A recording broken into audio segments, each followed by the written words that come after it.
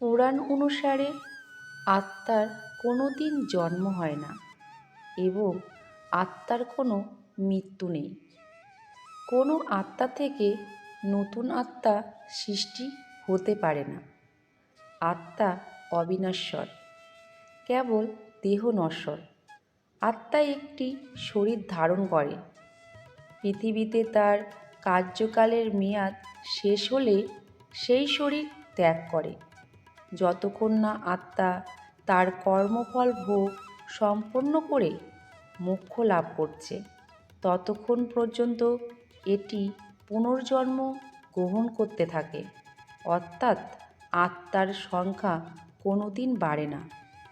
আত্মা কেবল তার শরীর পরিবর্তন করে।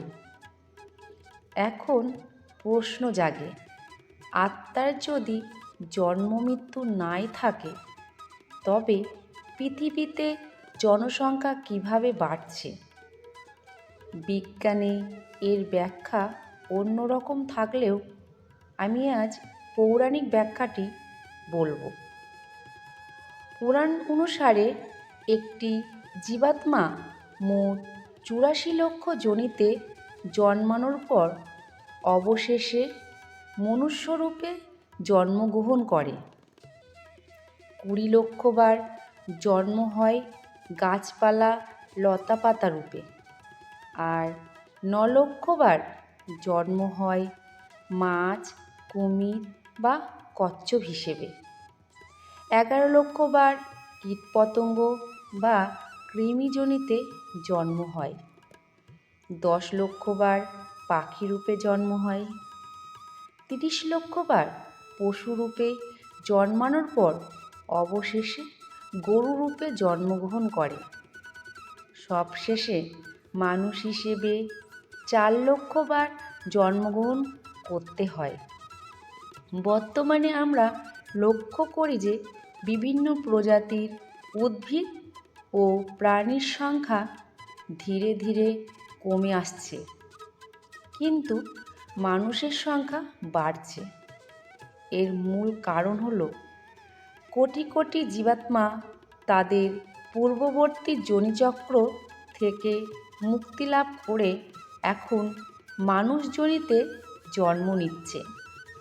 সেই কারণেই পৃথিবীতে অন্যান্য প্রাণীর সংখ্যা কমে যাওয়ার বিপরীতে মানুষের সংখ্যা ক্রমাগত বৃদ্ধি পাচ্ছে।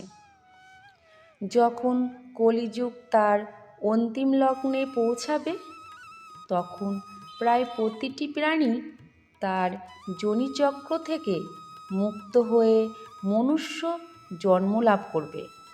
এর ফলে পৃথিবীতে মানুষের সংখ্যা অনেক বেড়ে যাবে এবং অন্যান্য প্রাণীর সংখ্যা প্রায় থাকবে না।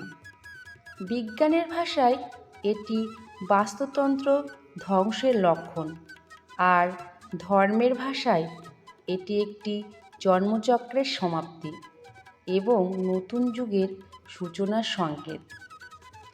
আত্মা অমর ও অবিনশ্বর। এটি কেবল এক যোনিচক্র থেকে মুক্তি পেয়ে পরবর্তী যোনিচক্রে প্রবেশ করে।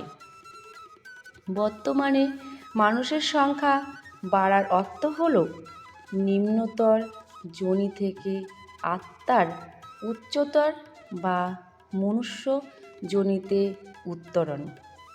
আজ এই পর্যন্ত। যদি ভিডিওটি ভালো লেগে থাকে, অবশ্যই বন্ধুরা কমেন্টে জানাবেন। জয় শ্রী।